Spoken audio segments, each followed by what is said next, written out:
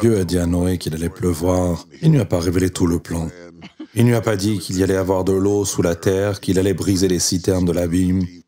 Et je pense qu'il est important pour nous, croyants, de savoir que Dieu a des ressources dans des endroits inattendus.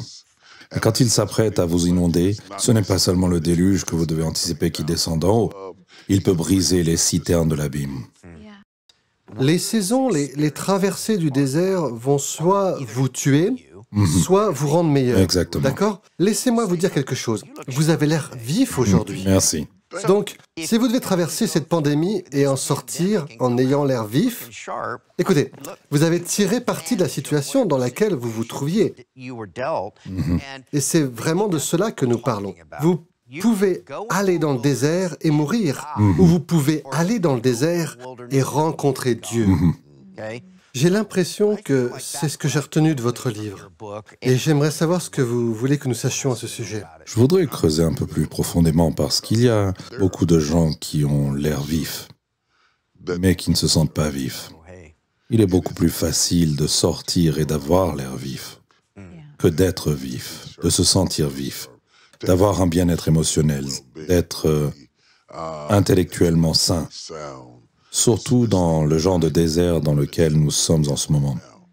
Il ne s'agit pas d'un désert géographique dont nous connaissons la longueur linéaire avant d'en sortir. C'est l'incertitude et le fait de vivre avec l'ambiguïté d'une fin qui nous conduit dans un désert, que vous viviez dans un manoir ou dans une caravane au sommet d'une colline. Nous vivons tous ce même traumatisme de la même manière.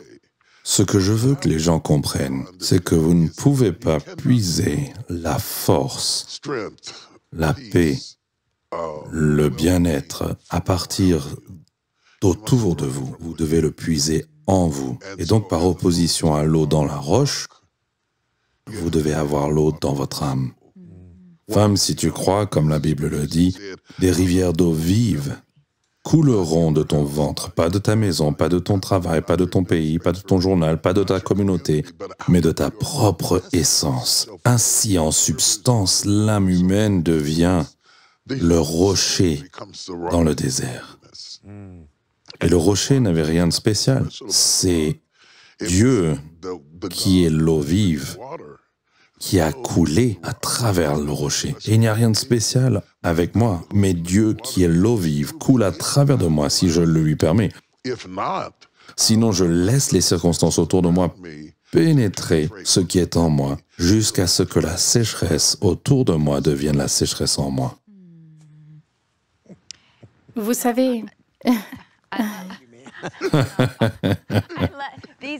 j'aime ce moment. Ah, je vous aime aussi. C'est un moment sacré, saint, magnifique. Chaque fois que nous nous asseyons avec vous, ça me rappelle quand... Aujourd'hui, j'écoutais ça ce matin et vous parliez du déluge. Eh bien, j'ai lu ça tellement de fois, mais vous avez dit que ce n'était pas seulement l'eau qui descendait, la pluie qui descendait, mais elle sortait du sol. Ouais. Oui. Ça me rappelle ce qui s'est passé à l'époque de Noé.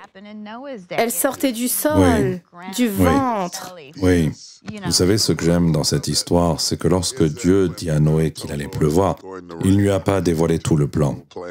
Et il ne lui a pas dit qu'il y avait de l'eau sous la terre, qu'il allait briser les citernes de l'abîme. Et je pense qu'il est important pour nous, croyants, de savoir que Dieu a des ressources dans des endroits inattendus.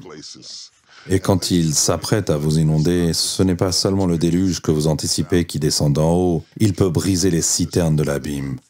Et afin de submerger la terre sous l'eau, il y avait des puits d'eau cachés dans lesquels il a puisé.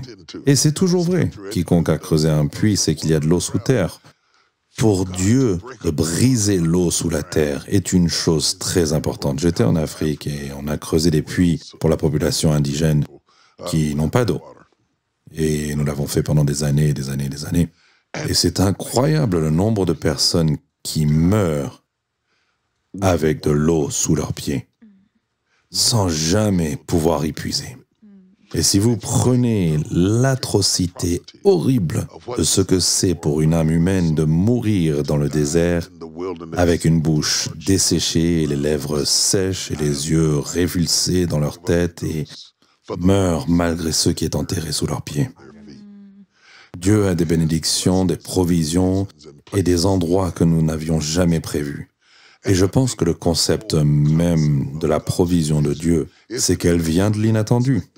Femme, qu'y a-t-il dans ta maison? Ah, rien, j'ai un pot d'huile. Il dit, va emprunter un tas de vases. Mettons rien et quelque chose. Vide. Ouais. Apportez votre vide. Apporte votre vide et je vais le remplir de ce que vous avez appelé rien parce que je vais faire sortir quelque chose de votre rien. Et c'est là la majesté de Dieu lui-même, qu'il peut prendre l'ordinaire de ce que nous avons négligé et en faire sortir quelque chose de substantiel. Ainsi, la provision de Dieu n'est pas toujours liée à la mort d'un oncle riche ou au fait que quelqu'un frappe à votre porte et que vous êtes l'heureux gagnant de quelque chose.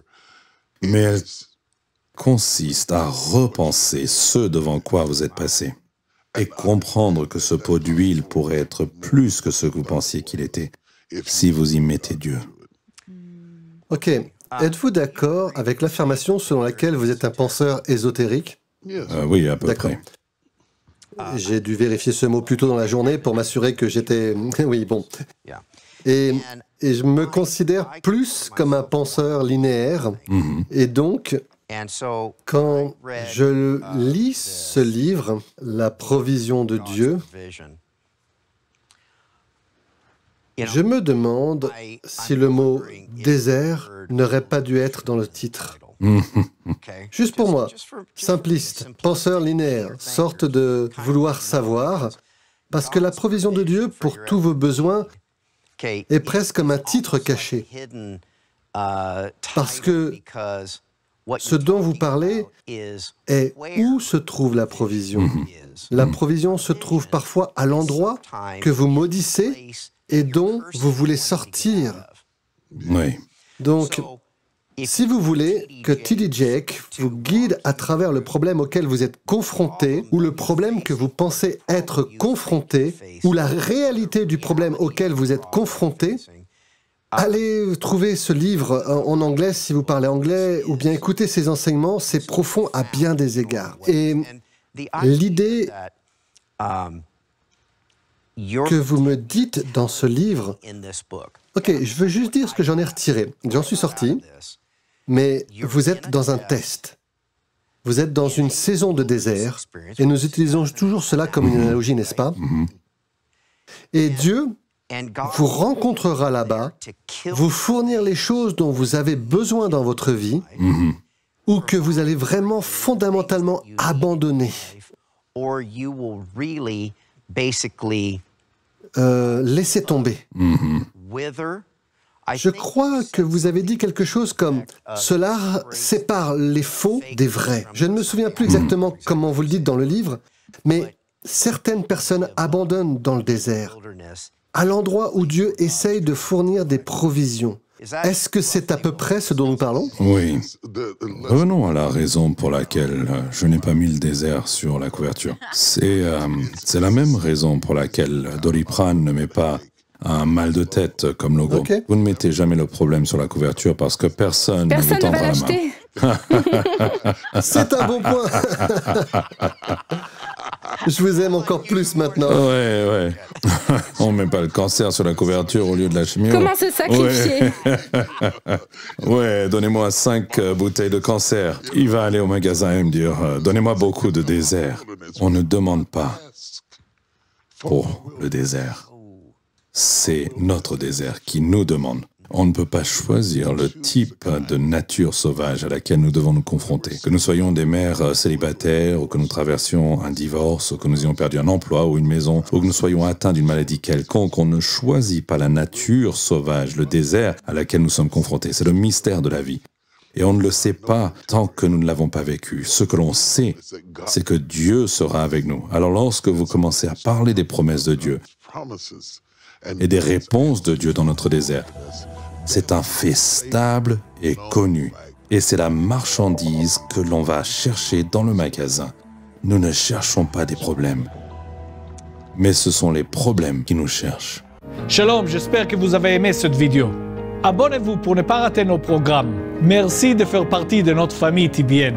Que Dieu vous bénisse. Shalom de Jérusalem.